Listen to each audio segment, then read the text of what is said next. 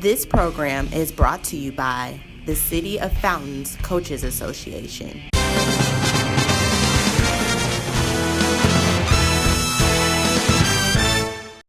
Carlos Nelson with Cascade Sports, and we have another one of our HBCU coaches. Who do we have here? This is Kendall Ducree, head women's basketball coach at Tillotson University in Austin, Texas. All right. Hey, and who do we have on this end representing the Ballers out of KC? Director of Operations for the City of Fountains Coaches Association, also athletic director and basketball coach at Lincoln College Prep here in Kansas City, Missouri. All right. Hey, Coach, what I want you to do is, as we start all of our HBCU interviews, I want you to tell our audience the first time you fell in love with the sport, and talk about some of the people that help you build your skill set to where you're at now. You know, as I always say, a coach like you or a coach like Coach Glasgow, y'all get a star player. That player is associated just with you. But it took a lot of coaches and a lot of people to help them build their skill set to get to you. And so we want you to give your people their props. Oh, definitely, man. So we going way back. We're going back to the Chicago days. So, so I'm born and raised in Chicago, man. I fell in love with the game from my uncle. My uncle, he played at Emporia State. And, he was 6'6", and me and my brother, we used to follow behind him all the time every time he would come in town. And he taught us the ropes. Grew up in a competitive household. Me and my brothers, we would go at it all the time. We hated losing. So we'll go outside, we'll play basketball, and it's like, you lose, we stand out there until I get my win. But I went to Curie High School on the south side of Chicago, and there it was just another world. I had two Hall of Fame coaches, Coach Mike Oliver and Larry Wallace. They taught us a lot. They taught us the game, and they taught us in a way that you will be able to teach the game. It's a lot of things that I wasn't understanding back then that I'm looking at a whole different perspective now. And it's like, man, if I had done this back in the day, I'd probably been a whole different basketball player. But those two coaches, man, they taught me a lot. They taught me a lot. And my brothers and a lot of the coaches that coached before me, because I didn't see myself coaching basketball at first. I could never see myself coaching basketball. People wanted me to play football, because I got real good at that. But once I finished playing college ball at Huston-Tillotson, I went to Morton College first. We took them to the national tournament, and after that, we wanted to try something new. So I came down to Huston-Tillotson. Morgan? Morton. Morton, all right. Yeah, Morton Where's College. that located? It's in Berwyn, Illinois. It's right outside of Chicago. It's like the next town over outside of Chicago. And we went to the national tournament with them. And I wanted to try something different. Huston-Tillotson, they reached out to me. I was like, you know what? I had Division II offers and other NAIA offers, but I wanted to try something different. So what position did you play, Coach? Small forward and power forward.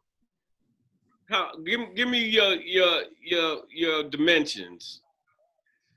Say that one more time. Yeah, your dimensions. How tall was you? What was you weighing?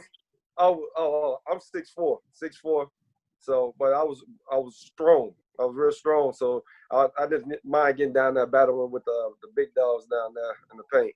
So, and I love the rebound. That was my thing. I love the rebound, and I was just one of those players that, whatever you needed me to do for this team to win, I was going to do it. Rough and ready. Yeah, so in today's game, you get, like, a lot of kids, everybody want to score.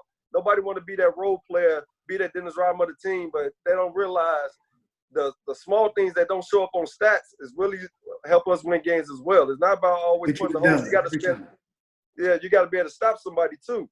So, but like I said, I learned a lot from those guys. And then I had an older stepbrother, Mario. He was 6'5", and he was heavily recruited. So you talking about growing up playing against Sharon Collins. He won a national tournament at Kansas. Yeah, Derrick Rose. Patrick Beverly. These are the guys I'm playing. Chris Singletary. all these big name guys that I'm playing against coming up.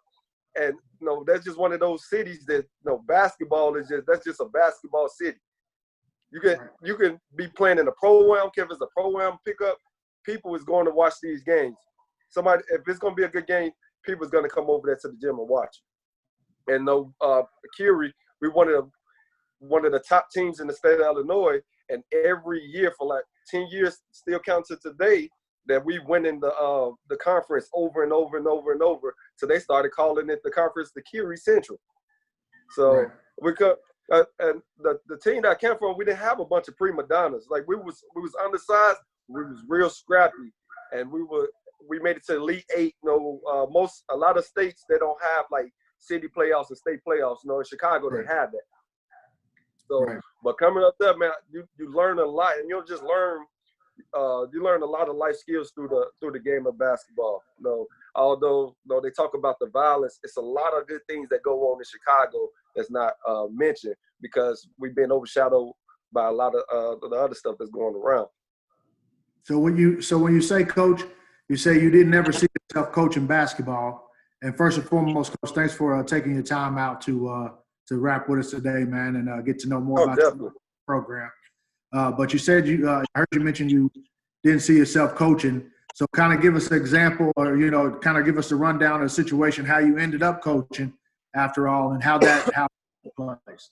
Man, so after I finished playing at HT, and it was like that was when I started to feel like I wanted to coach the game. Matter of fact, I flew to Chicago my junior year, after my junior year, and the coaches, like, they'll put together like a tournament or whatever and have like the incoming JUCO guys play together and they play in the tournament, but the coaches can't coach them. So my former JUCO coach, Coach Lolino, he had me coach the team. I was like, you know what, this is something I could probably get into. Right. So, and I talked to him, I said, man, Coach, what you think about showing me the ropes trying to so I could get my foot in the door to coach? And he was like, he said, to be honest with you, you probably see yourself coach, but you got a mind for it. Right. So when I came back and I finished my senior year at HT at Huston Tillotson, and I asked the coach at the time, I played for Curtis Jones, and then after I played for him 1 year, then we got a new coach, Coach Plummer. And I asked him, I said, Coach, I want to come back and I want to play for you. Coach with you. And he said, man, you've been nothing but good to the program, and you carry yourself well. Like, let's give it a shot. So I was a volunteer assistant for 5 years. I coached under two coaches, Coach Plummer and Coach Thomas Henderson. He's the men's coach at Huston Tillotson right now. So I coached 5 years as a volunteer assistant, not getting paid or nothing, taking off from work to go travel with the team up at 5 a.m. every day, doing everything with the team. And then all of a sudden, I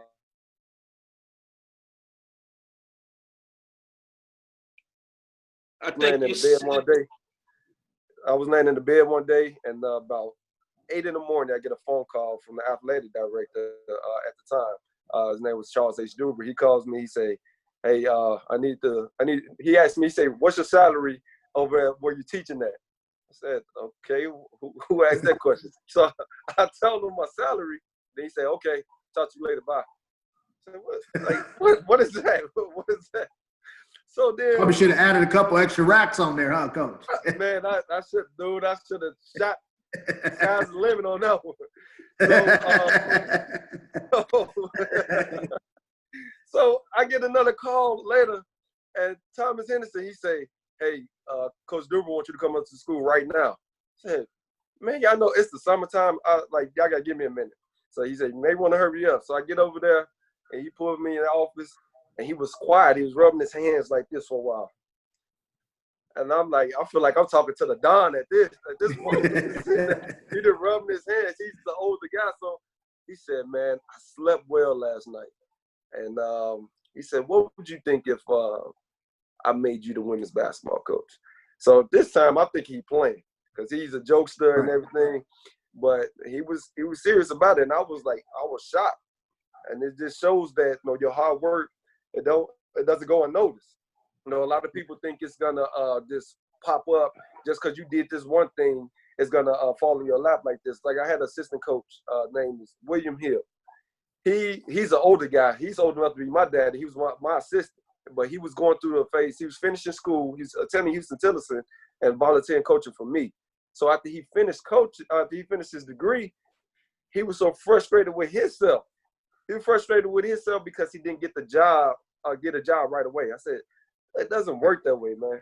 I said, man, I put in 10 years over here before I even got it. Doesn't work that way. Right. So he eventually, he got a call and ended up getting a head coaching job. He was in Colorado for a minute. He spent that half a year out there as assistant. And then within a year, he got a head coaching job in Florida. So, but it's just, man, just prayer, patience, man. It goes a long way. It goes a long way. Just keep working and grinding.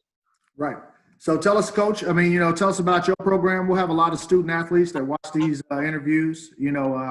I coach at one of the premier high schools in the state of Missouri and actually in the country at Lincoln. Okay. It's mostly African populated school. That's what it was built on. High academics. So, we always are looking for opportunities to, seek out opportunities for our student athletes and just this Kansas City community in general. So a lot of people this interview, they'll learn about you and, they might want to get more information. Tell us about your program, how you guys have been doing over the last several years, and, what you guys are looking for in student athletes, because we might have some in this area that might want to come that direction. Definitely. So my program, the last 4 years that I've been a head coach, we made it to the postseason every year. A couple of years, we were 2 games short. This past year, we got knocked out of the playoffs the first round due to injuries. But we're one of those teams that we don't have football on our campus. So basketball is like one of the focal points. And my team is not one of, you go to a lot of women's basketball games where it's not that many people. People come out and support our girls. They come out and support, especially during homecoming. So it's one of those things, one of those schools where if you want the attention, you want to be valued, come to HT and play. And of course, it's going to be based off if you're the right fit, for the program and everything. But this is one of those HBCUs where you matter. You matter. Like our president, she's one of those. You go to a lot of schools where president don't even know a lot of kids' names. Our president, she knows the kids' names.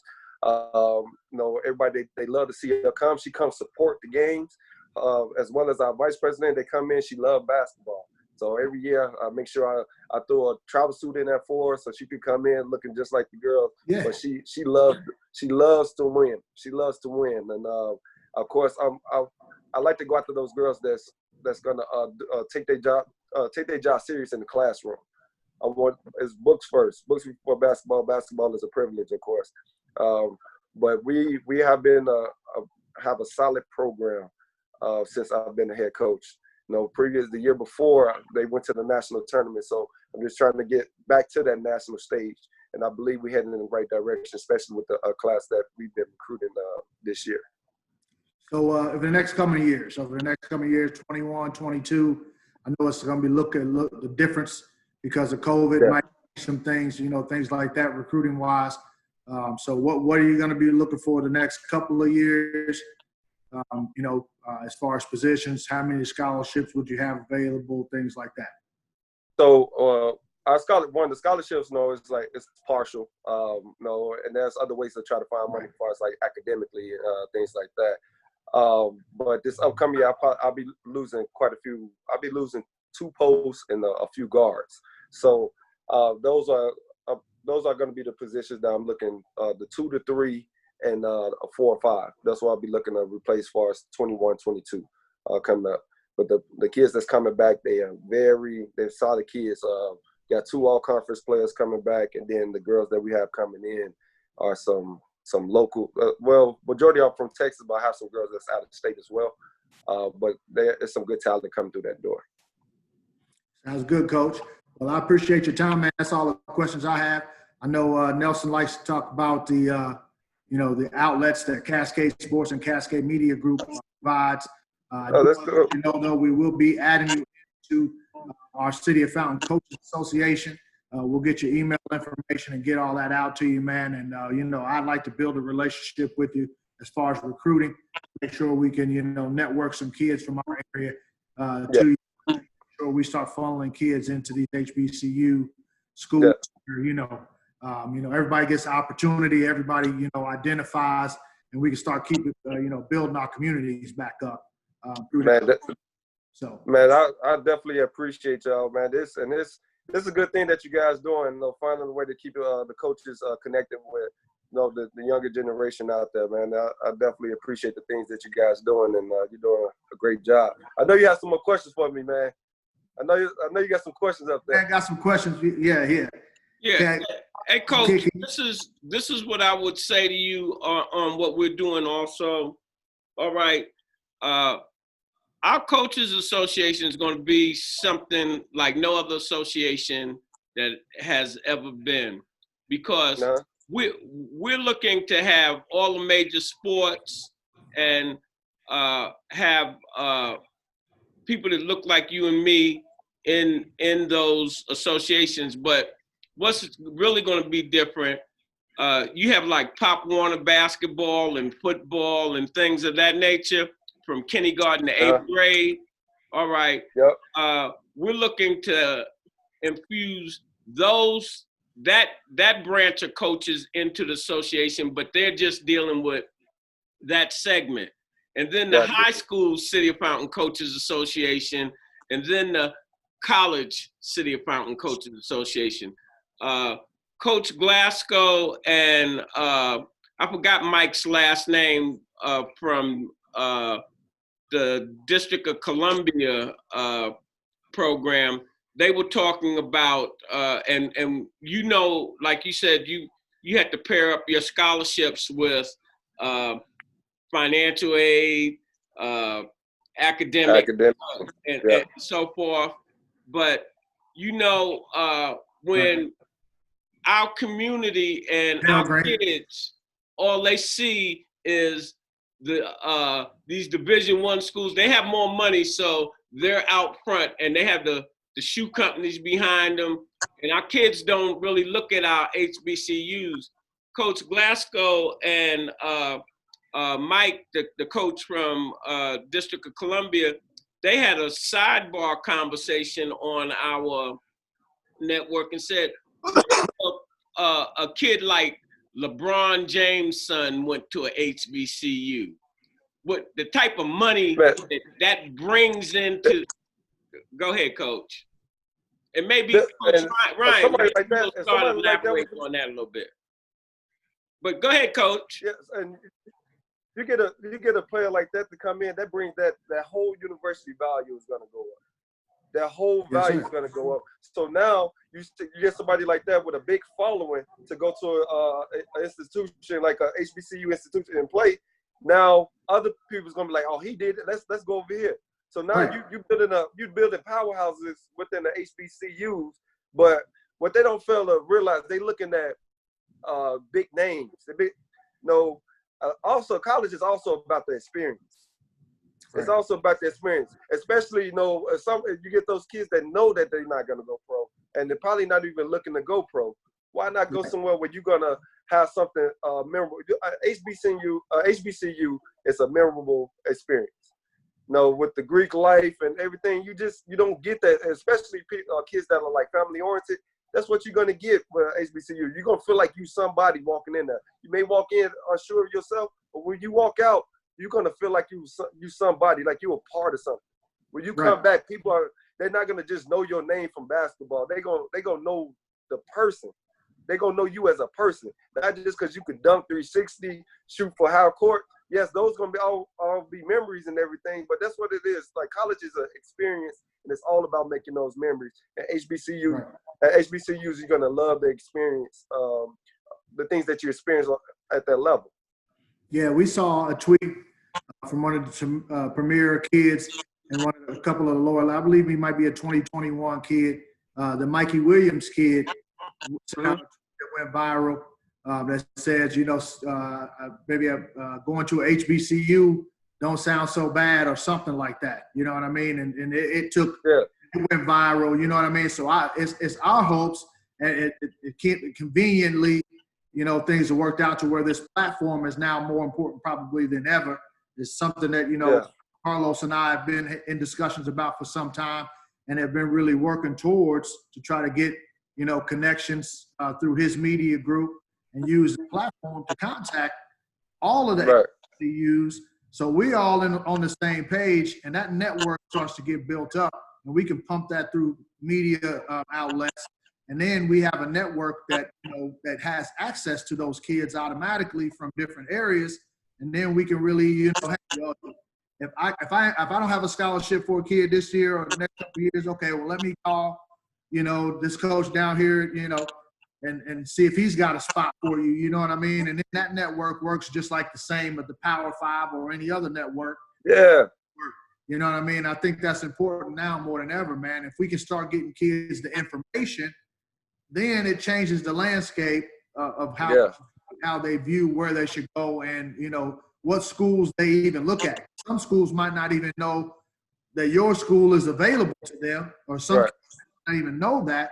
So we got to put that information out there and make sure, that they at least have the information. Then whatever you choose going forward from that, is what it is.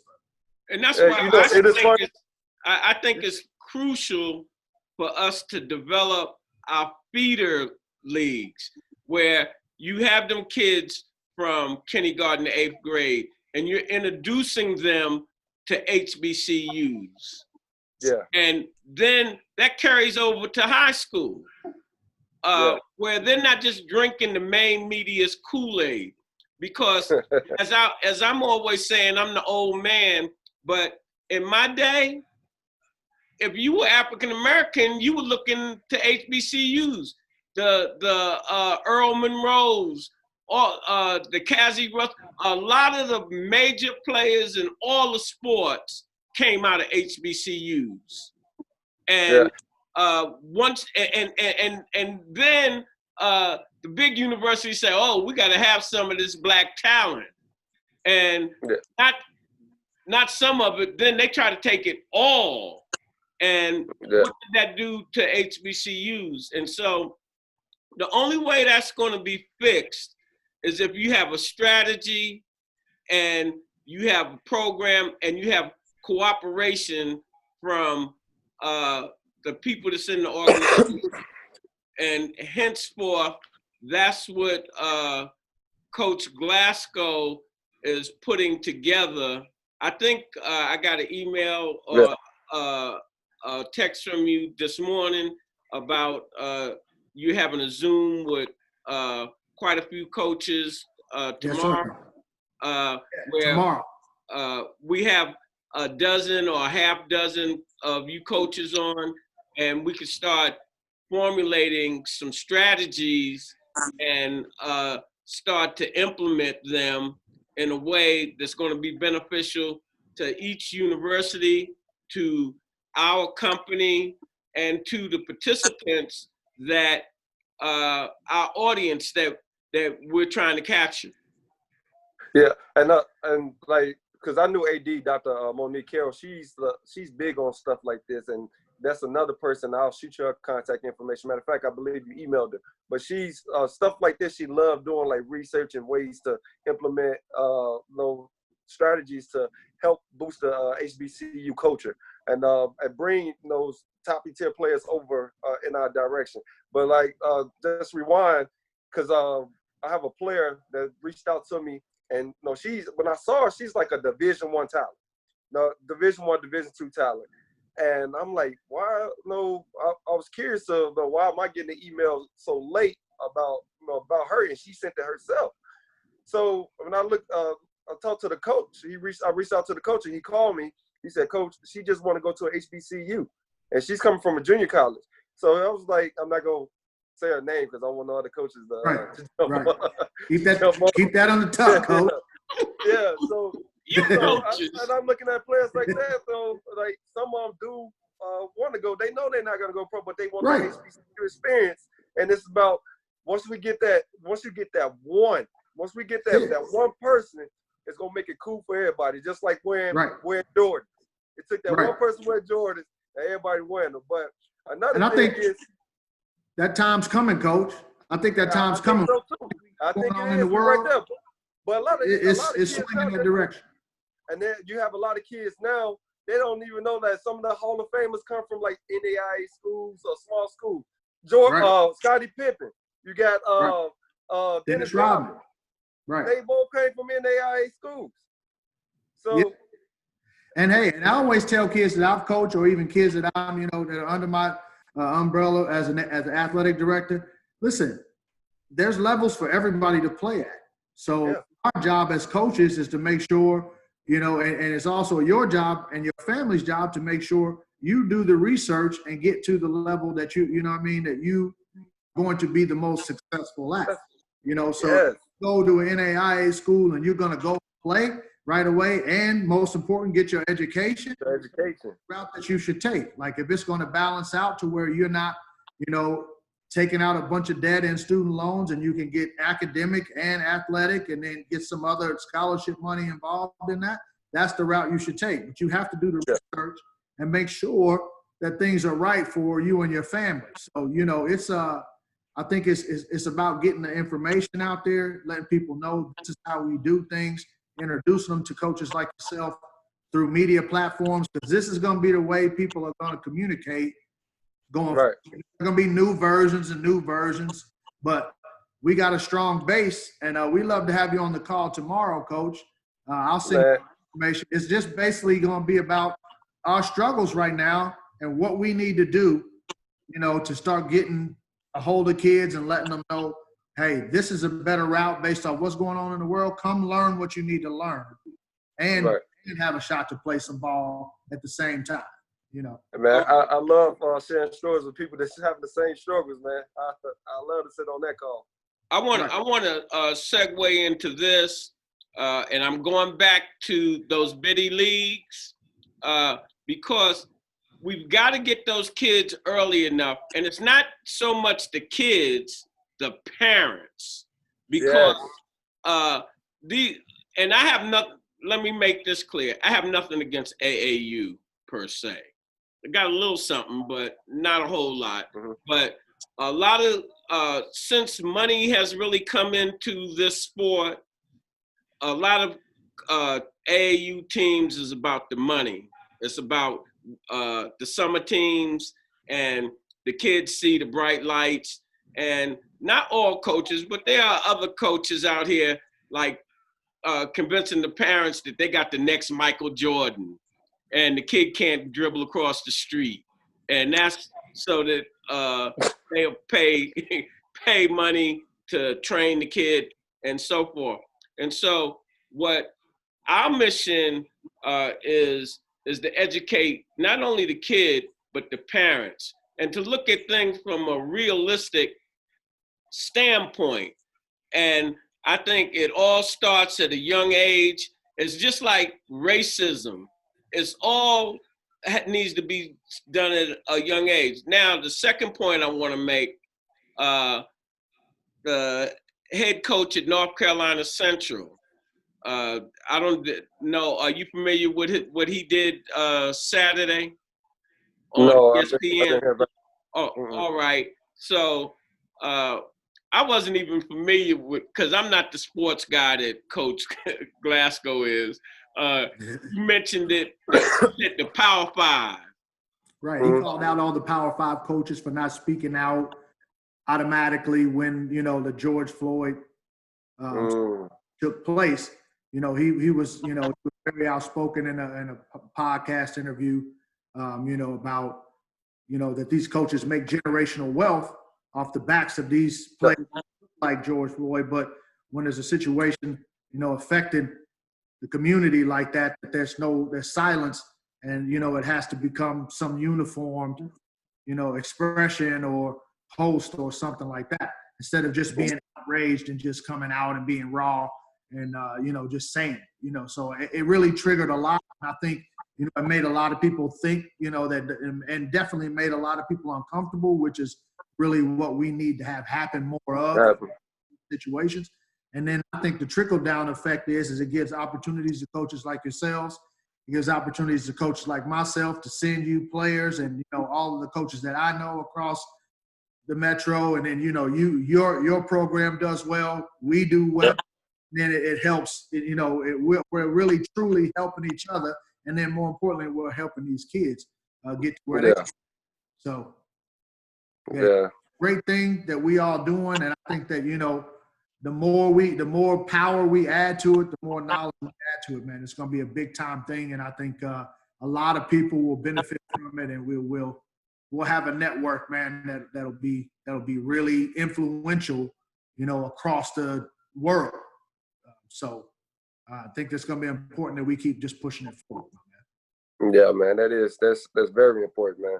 Hey, Coach, in closing, what would be your closing statements to your student athlete, to parents, and to your fans?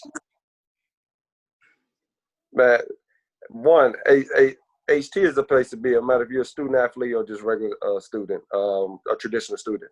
This is the place to be. I would love to continue to push our university on that big platform. And I know we're going through a tough time right now, but we're going to be okay. We're going to be okay, man. We pray and just stay patient, be hopeful, and just pray on all this stuff that's going on out here. All right. It was a pleasure having you on the show. And thank you for having me. As we always say in closing, when you invest in your community, you're really just investing in yourself. Good night.